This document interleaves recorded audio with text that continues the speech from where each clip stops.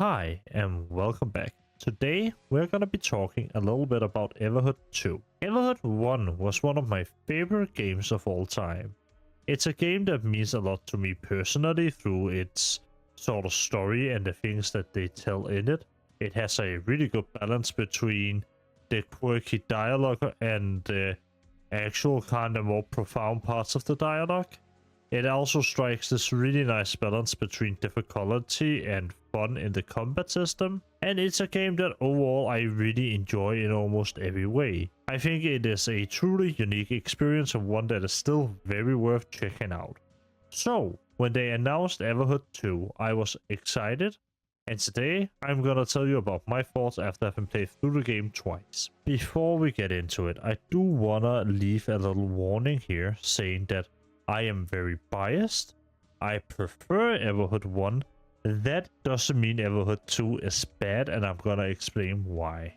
In Everhood 1, you started out with almost nothing. You didn't have your arms, so you couldn't absorb attacks, so you couldn't attack back.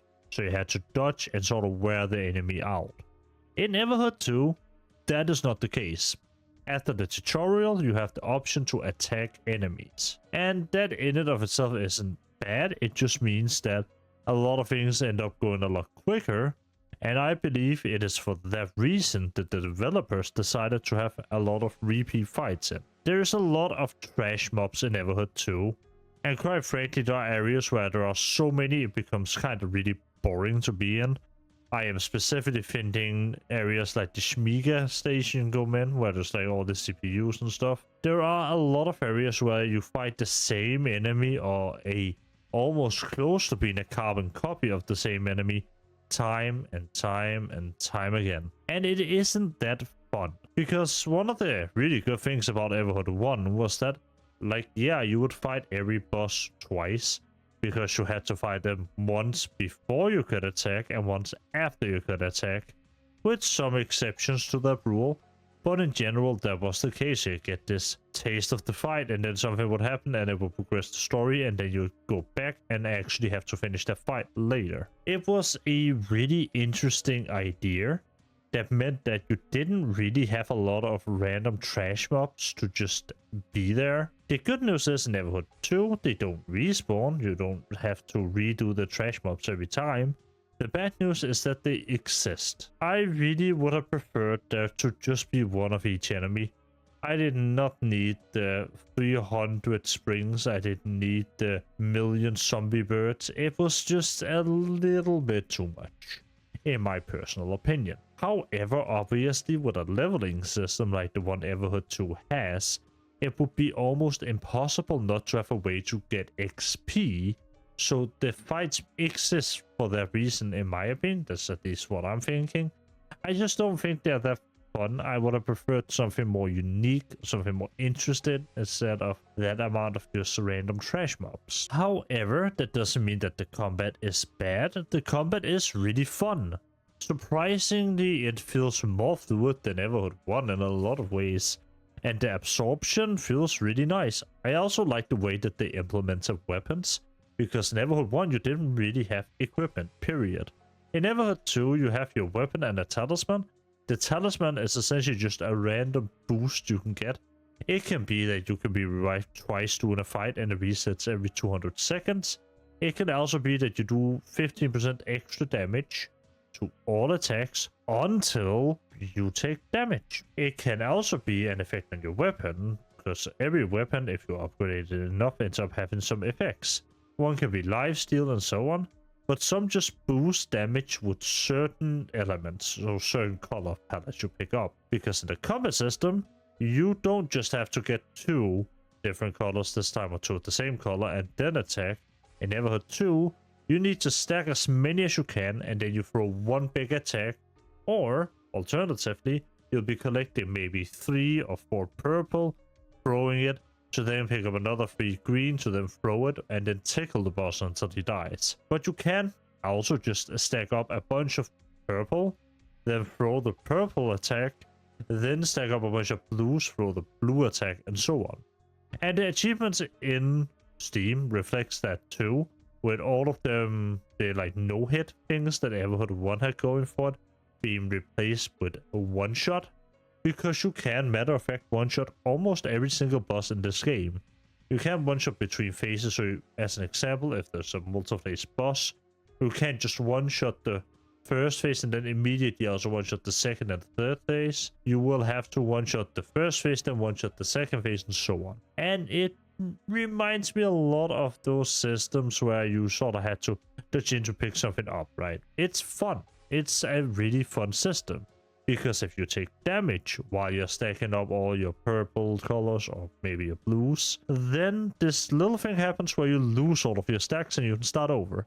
It made for a quite intensive game, especially if you're going for the one-shot, where you would have to spend a lot of time learning a fight to then be able to almost go hitless through that fight, so you can get that one-shot off. And all of that is only added onto with all of the equipment and the different ways you can build up your character.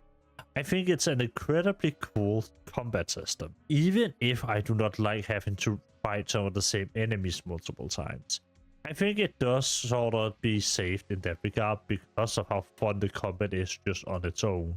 It doesn't need something else to carry it. The combat on its own is so much fun. Another really integral thing to combat in Everhood both 1 and 2 is the music. And I'm happy to say in Everhood 2 the music slaps. I love the fact that they've leaned closer into metal. Funk Gnomes actually just straight up at some points play borderline metal stuff, and I love it. I think it's really good, and I think it perfectly fits with the boss fights where it appears in. I really like the way that the music sounds. I like the OST. I love the sounds of almost everything in Everhood. I think it's almost perfectly designed in the music regard. That being said, because there are a lot of repeat fights, there are also quite a lot of the same songs, which is a bit of a shame because they can be worn out after a little bit. Because even when something is as fun and as good as the music and gameplay in Everhood, you still end up with a system that can sometimes feel a little bit too repetitive. Partially just because the music is, and the music is such a big thing in Everhood. It is almost what I time my attacks and everything else to. Now, in Everhood 1, when you were traveling to the different world, you would walk through different doors, and through those doors there would be entire other worlds on the other side. Some of them better than others, but they were all a part of a bigger world overall. And while they each had their own themes, they all would tie together into the overall narrative of Everhood. Everhood 2 unfortunately doesn't do as well on that, which I think is because they have spent a lot more time making the game feel a lot bigger. There are a lot of different worlds, surprisingly, even more than I initially felt like there were.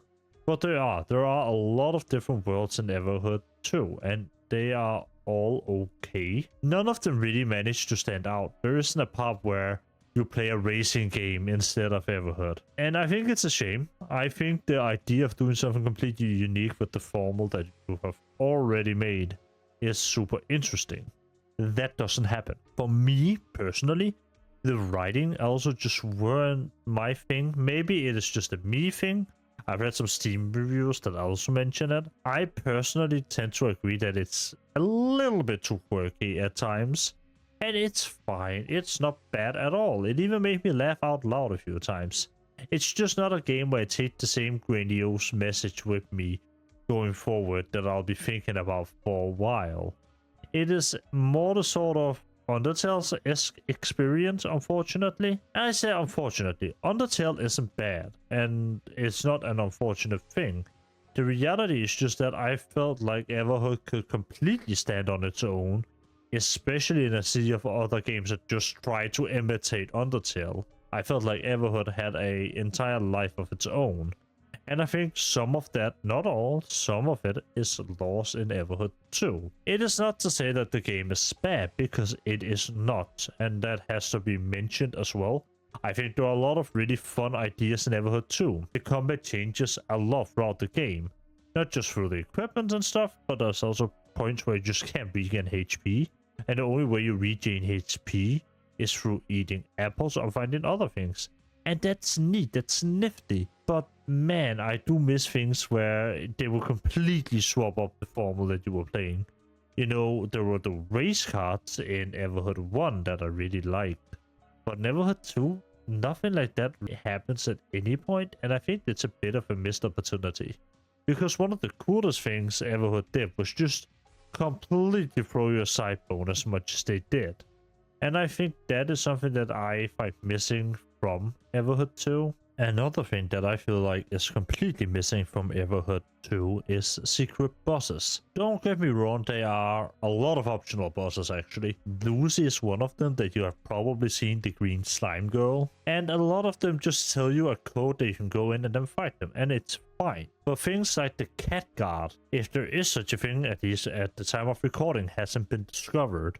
There isn't some of these ultimate fights, and I think it's a shame. Because a lot of the fun with Everhood 1 was also just experiencing things like Frog's Wrath, or, you know, the cat universe or cat guard. There's a lot of those things that I just think are sorely missing, and I don't think that's a pretty good thing to not have. I think it's one of those fundamental things that I really liked about Everhood that made it feel fresh. And like I said before, I also missed the entirety of swapping up the formal a little bit more instead of just running with what Everhood 2 did, you know? Because I would love to see them maybe not do the race car thing again, but make it into a first-person shooter, do something. It's interesting enough to have, I just wish we had more, you know? It's a really good game though, and that's the thing, because Everhood isn't bad. Everhood 2 is a really good game actually. Even with all of what I've said, I really enjoyed my time with Everhood 2.